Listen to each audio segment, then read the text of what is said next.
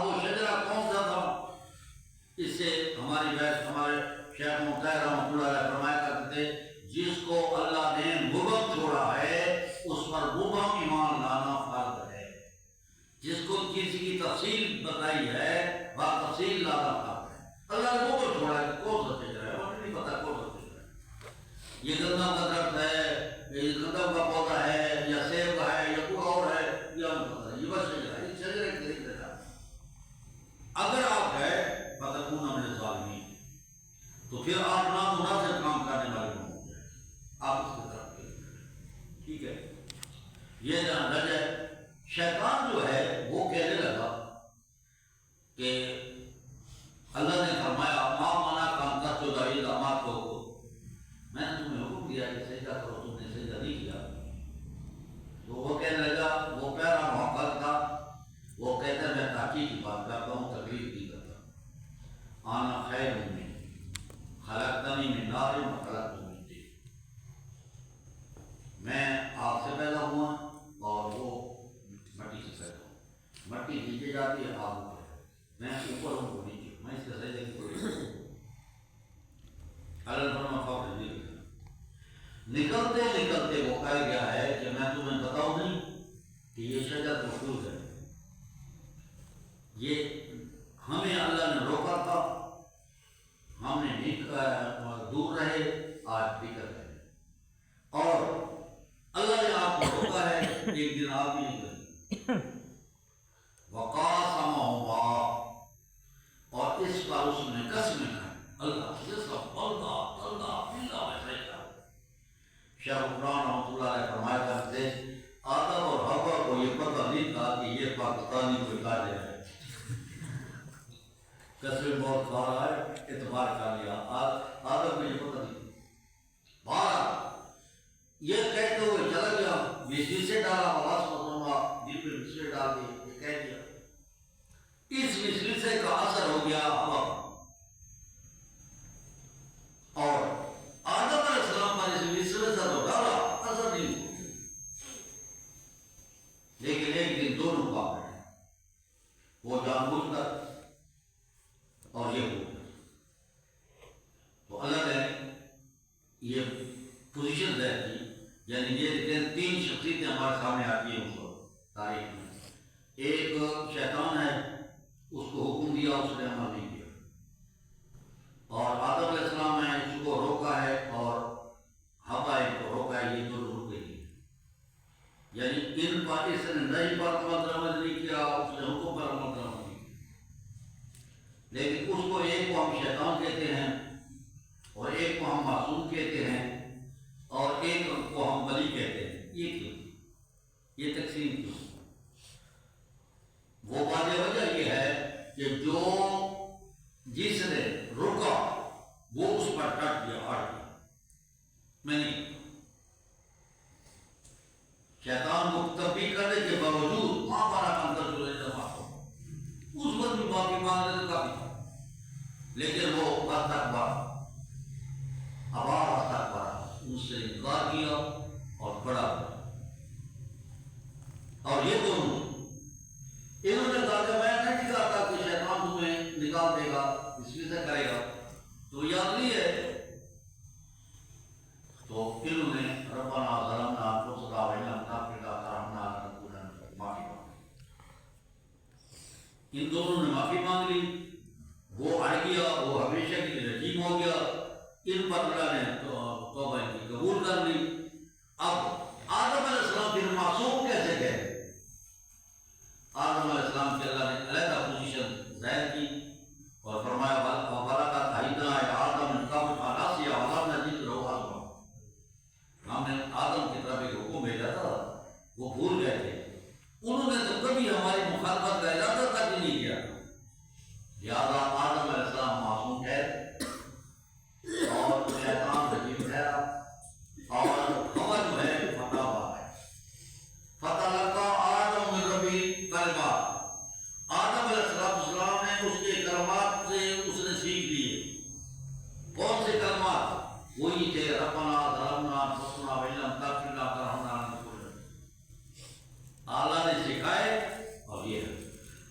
سیدھے لکھ دیا ہے کہ نہیں؟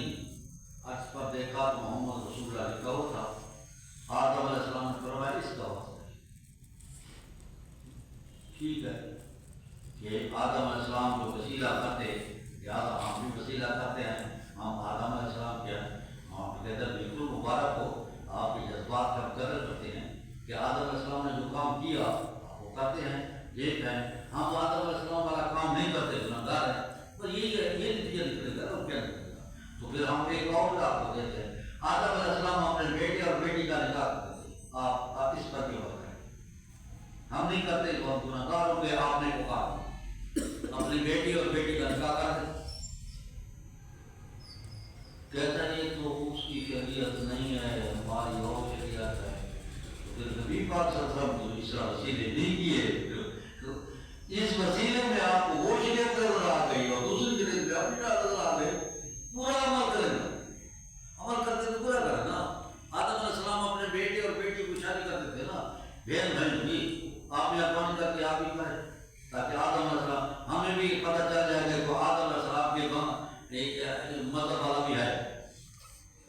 اصل بات یہ ہے بالکل نہ قابل میں لکھا ہوتا نہ آدم علیہ السلام نے دیا.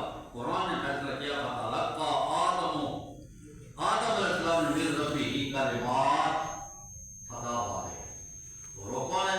ربنا ظلمنا انفسنا وان لم تغفر لنا وترحمنا لنکونن من الخاسرین. اللہ نے فرمایا کہ تم اگر یہ ایک اور سوال ہے، اگر تم نے اس کے قریب گئے تو تم ظالم ہو گئے.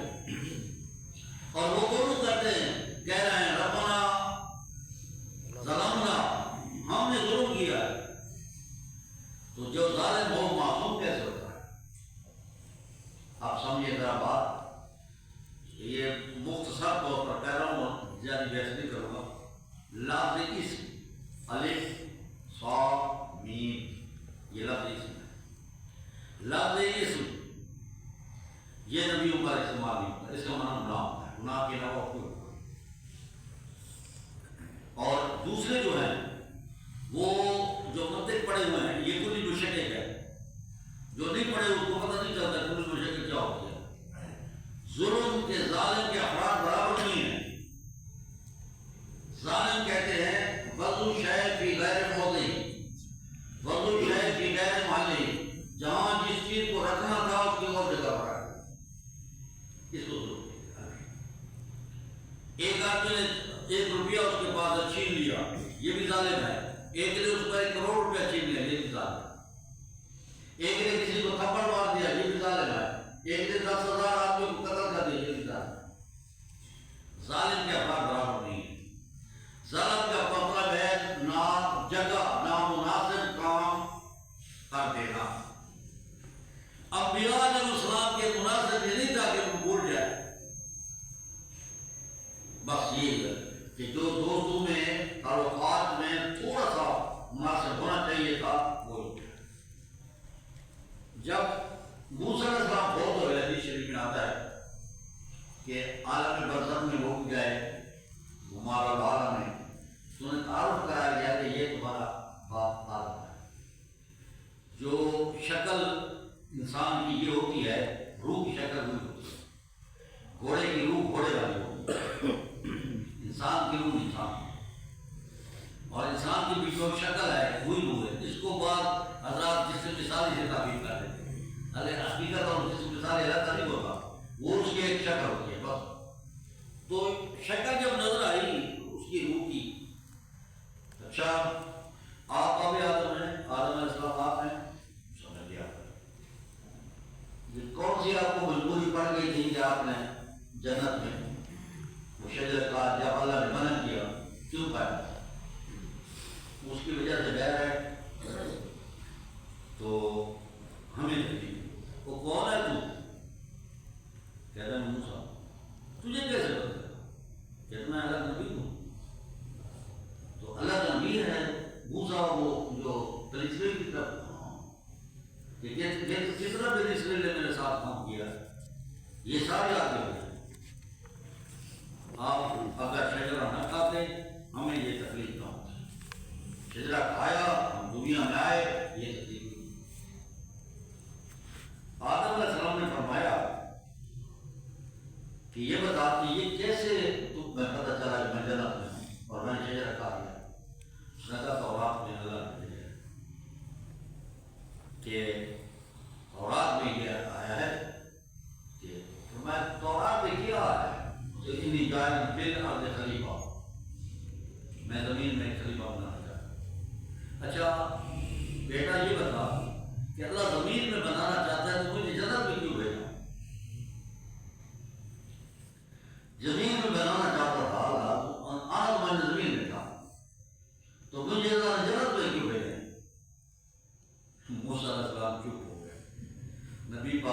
جب مناظرے میں باپ جیت گیا بیٹا مار گیا، وہ چپ ہو گیا.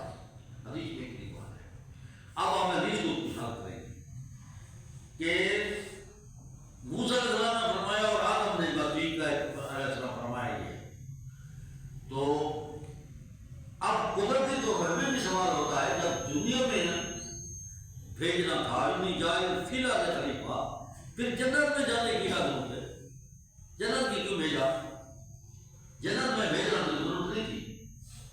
ٹھیک ہے، سمجھ آ گئی بات سمجھا رہے جناب. یہ خلافت، یہ زمین کی قیادت، زمین کی ملکیت سنبھالنے آ رہا ہے، تو اس کے لیے ٹریننگ چاہیے.